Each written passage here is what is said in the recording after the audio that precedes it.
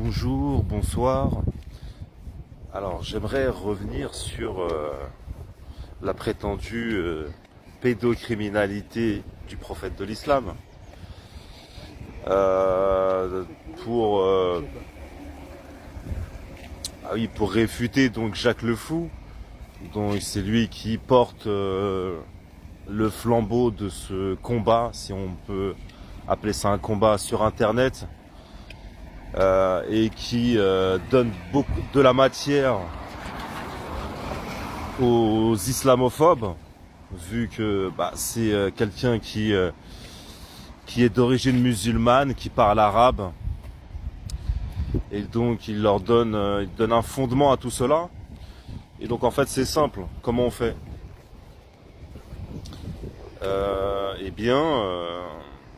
On va étudier les mœurs des gens de l'époque, du Moyen-Âge et de l'Antiquité. Et donc on va chercher des sources historiques et historiographiques. Les sources historiques, c'est les sources d'époque, alors que les sources historiographiques, c'est les travaux des historiens qui ont étudié telle ou telle époque. D'accord? On va juste prendre les sources historiques parce que c'est clair, voyez. Même pas besoin de commentaires en fait, c'est clair. Saint Thomas d'Aquin. Somme théologique. Question 43. Au sujet de l'âge des fiançailles. Saint Thomas d'Aquin dit, deux petits points, ouvrez les guillemets, l'âge des fiançailles avant ou après 7 ans. 7 ans, c'est-à-dire l'âge de raison. Parce que lorsqu'on va étudier les mœurs des gens de l'Antiquité et du Moyen-Âge, l'âge de raison avait un sens, vraiment. Vous voyez, c'était un âge butoir, ce qui n'est plus le cas aujourd'hui. Vous voyez, comme on peut s'en douter. Aujourd'hui, à 7 ans, un enfant reste un enfant, même jusqu'à ses 15 ans, vous voyez. À l'époque, non, c'était un âge butoir où l'on commençait à responsabiliser les enfants. Vous voyez, ce qu'il faut savoir, c'est que au Moyen-Âge et lors de l'Antiquité, à 12 ans, l'enfance c'est fini. Vous voyez, c'est une autre époque. Une autre source historique, il y a exactement la même chose dans la Bible, l'Ancien Testament. Isaac, 40 ans, se marie avec Rebecca, dont l'âge n'est pas précisé, mais c'est une jeune fille. C'est tellement une jeune fille que les rabbins disent qu'elle avait 3 ans. Bon là vous voyez, là c'est autre chose. Hein. C'est autre chose. Donc chez les musulmans, les chrétiens, à l'époque, c'était comme ce que dit saint Thomas d'Aquin, c'est-à-dire on pouvait fiancer les jeunes filles à l'âge de raison. Là, c'est autre chose. Et c'est tellement vrai, cette interprétation des rabbins qui disent que Rebecca avait 3 ans lorsqu'on la maria avec Isaac, 40 ans, que dans le Talmud, livre du Sanhédrin, verset 55 ou 56b, il est mentionné, il est dit, donc encore une fois, deux petits points, ouvrez les guillemets, une jeune fille de 3 ans et 1 jour peut être acquise en mariage par coït. Chose des plus troublantes, des plus étonnantes, oui, c'est écrit dans le Talmud. Et ils appellent ça jeune fille, 3 ans et 1 jour.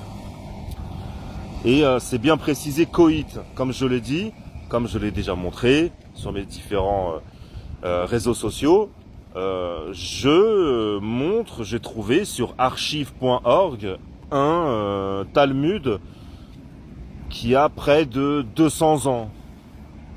Je montre clairement ce verset du Talmud qui est dans le livre du Sanhédrin, parce que le Talmud c'est une trentaine de livres en tout.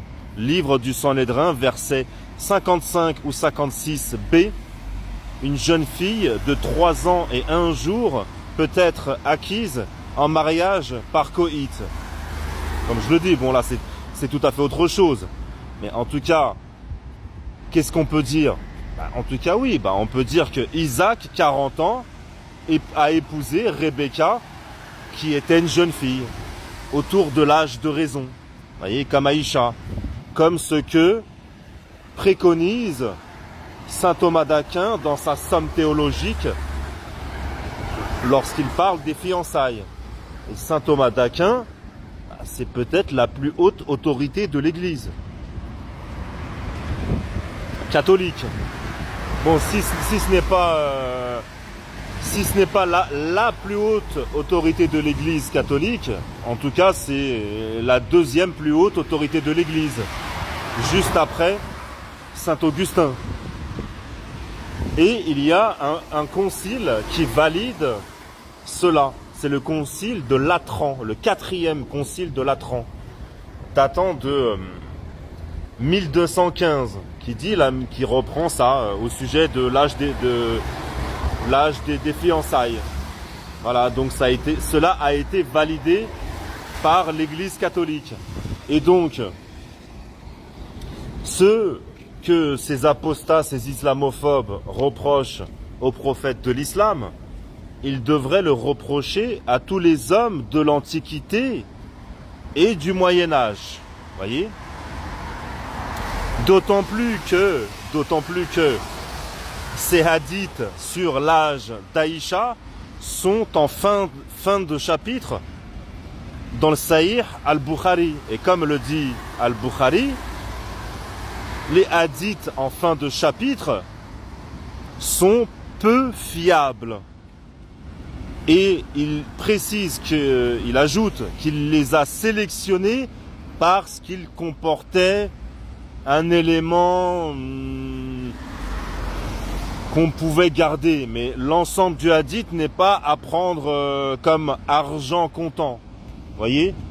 Donc, dans une époque où le mariage des petites filles est chose banale, clairement, voilà, par rapport à ces sources que j'ai citées, et j'en ai d'autres encore, voyez ? J'en ai d'autres. Peut-être que le rapporteur de ces hadiths, au lieu de dire 19, a dit 9. Voyez ? Parce qu'à l'époque, marier les petites filles, c'était les mœurs de l'époque. Autant en Orient qu'en Occident. Voilà, donc je le précise. Ce qu'il reproche aux prophètes de l'islam, il devrait le reprocher à tous les hommes de l'Antiquité et du Moyen-Âge, autant en Orient qu'en Occident, qu'on soit bien d'accord. Et donc,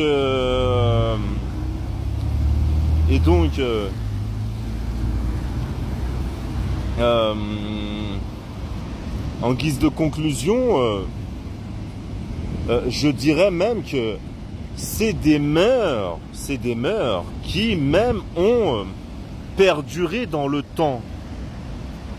Vu que la première fois que la notion de majorité sexuelle a été introduite dans le droit français, c'était en 1832. Et elle a été fixée à 11 ans.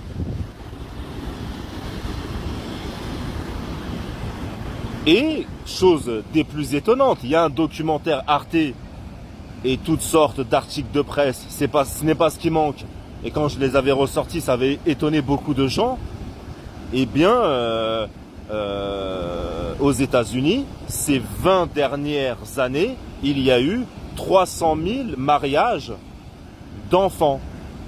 Plus de 90% de ces mariages, c'est des jeunes filles, parfois même dès l'âge de 10 ans, qui ont été mariées à des hommes adultes.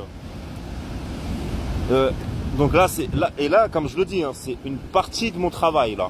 C'est une partie de mon travail. C'est un travail que j'ai fait, un travail sérieux. C'est une partie des sources. Voilà. Donc, quand on a avancé toutes ces sources, eh bien,